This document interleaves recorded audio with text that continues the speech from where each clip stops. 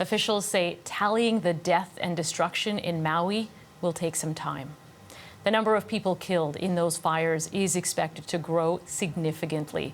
There is billions of dollars in damage, with thousands of structures, including homes, burned. The fires have displaced thousands who are now in shelters, school gyms, and hotels as the community tries to pick up. With the death toll already high, the question isn't will it climb, it's how much higher. The CBC's Lindsay Duncombe joins us now from Honolulu. Lindsay, how challenging is this search for victims? It is incredibly slow and incredibly dangerous work. What is happening right now is these specialized crews with cadaver dogs are going structure to structure to determine if there are any victims there, and then marking those homes and businesses to let other crews know what they have found. But the work is so slow and so dangerous that officials say they have only covered 3% of the area that they are expecting to search as a result of these wildfires. Here's how the governor described the terrain. We have to go with caution. There are heavy metals there. There are toxic states where the houses have come down and the businesses have come down. The recommendations are to avoid those structures because they could still fall on people, and we've lost too much life already. There are propane tanks there. There's really a lot of hazard.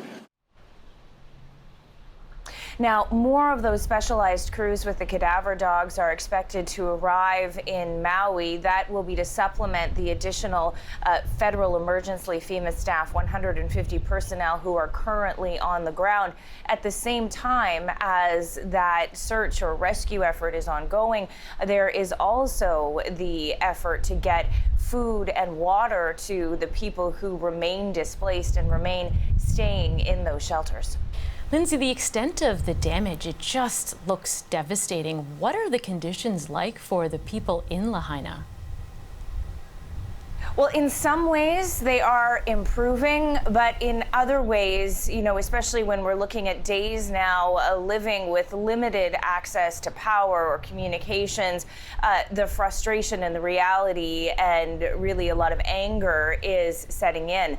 On the improving part, the officials at their news conference last night said that they have restored power to more than 5,000 different buildings, and that includes hotels. Remember, this is a resort community, so the idea is once you get power into these large places, then that becomes places where people who don't have anywhere else to go can move in. So the idea would be get those hotels up and running and then let people who are homeless go in there. There's also a plan with respect to longer term kind of rental housing that might become available. So finding people places to stay is going to be an ongoing challenge for the community. Now, the other thing is the frustration that's going from people who want to know what, if anything, they have left. And remember, there are still fires and hotspots in this area. Part of the reason, as we heard the governor say, that it's dangerous is because of the smoldering, because of the smoke. And as a result, a number of roads have been closed off in the area. That means people who want to go back and look at what's left haven't had a chance. Here's what one of them had to say. The police won't let us go to our home. You know, we lived in the same house for 50 years, since 1971. So I wanted to go down there, see if anything's left, you know, but they won't let us. You know, I guess it's dangerous or something, you know, so we'll deal with it, and we'll wait a week or two, and we can go see what's left and start from scratch and rebuild. And you know, we are just beginning to get a sense of how extensive that rebuilding he was talking about will be. The estimates from FEMA on rebuilding Lahaina are $5.5 billion, and that really is just the beginning. So you can imagine, you heard the frustration in his voice. There's frustration, grief, and anxiety, and now that we're a few days into this, you know, the weight and the scope of exactly what's happening here certainly is setting in. Absolutely. Those emotions, you can really feel them coming through. Thank you so much for this, Lindsay. The CBC's Lindsay Duncombe reporting in Honolulu. And for more on these wildfires, we've reached Nicholas Winfrey. He's the president of Maui United Way.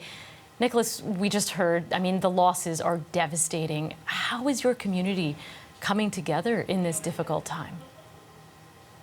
Yeah, good morning. I just want to preface this as I might break down after hearing everything again. I'm just trying to focus. Look, the community's reeling right now. I want to equate what we've seen in the last few days. I've had my head down. Really, it's been, an explosion of individuals coming together in every form and fashion to try to support in any way that they can. That has gotten a little bit more coordinated, but really, in all honesty, it's devastation. It's moments of levity. It's toughness, but it's also the aloha spirit, which has been here for much longer than I have been here, of people coming together to really do anything that they can to support those in need. Nicholas, I completely appreciate the mix of emotions that we're hearing, and everything is always continuously evolving. And I don't want to take you to a place where you don't want to go, but what are some of the scenes that you have seen and heard that you won't soon forget? Look, it's people saying don't use body count, use remains, right? I'm a former Marine. I worked at Australian Red Cross as well. I know, I've always heard about what you can expect. I never knew how I would feel and if I would ever experience something like this. The scenes that I have heard, right? I'm in a small, tiny little office camped out in front of my desk doing everything that we can, are sheer just devastation. It's right now, we're hearing that, okay, the count is just what's being found easily, right, in the streets. That's not everything else. So it's sheer destruction. It's loss of life. This is small town Lahaina. This is hometown Lahaina. People think that, oh, it's a tourist location. No, this is home. We're a small rural community. So that's that. What we're seeing here is just a buzz. Everybody coming together, and now more coming together, lining up with specific resources, and lots of Zoom meetings and sirens and just smoke still at times as well. So I know I'm rambling. I apologize. No, don't apologize at all, Nicholas. I wonder, you mentioned cooperation. It sounds like the people in Lahaina are really doing their best to have one another's backs. What kind of support have you seen from the other islands and the United States as a whole? Look, and I'll even go to Canada. We're seeing support come in there as well. So a big mahalo to our northern neighbors on the continent. Locally, it's not just Lahaina, right? It's Maui Nui. We've got Lanai, Molokai, and Maui here. It's our entire Maui Nui. From the broader state, where we're working, I'm working with my direct counterparts at United Way, standing up our 2-in-1 operations, compounding that, scaling that. Building out payment systems to get payments directly to individuals being affected. Any and all support coming our way in that space. From the mainland, what I am seeing is my network of United Ways coming together. They're sending out support. I've got a solid operations to be my right-hand person coming in tonight. I've got the individual that helped manage a lot of the support for long-term relief efforts from the campfires coming out as well. It's an all hands on deck coming together. And now we're starting to see kind of the larger scalable things coming in as well, including FEMA, Red Cross standing up all of their operations. So yeah, it's all hands on deck. It's going to get bigger and bigger and bigger, and more resources getting to those that need it, because impatience is understandable. But we're doing everything that we can to do as much as we can for short, long, and very far into the future. Nicholas, we've heard some dollar figures in the billions to rebuild. Do you have any idea? The images we see, it's just utter devastation and destruction. Do you have any sense of how long it might take for your community to rebuild? Years. Infrastructure's gone, right? They're working on putting up poles, getting power to other areas before even getting into their, boat harbors, right? Everything. We have concerns. We need to build for Hawaiians. Hawaiians first. This is. I'm a visitor here, right? I've only been here for 5 years. It's going to take a very, very long time. I'll be honest, I think the jigsaw puzzle of what this disaster that has been dumped out, we still don't know that full picture. We're flipping those pieces over right now.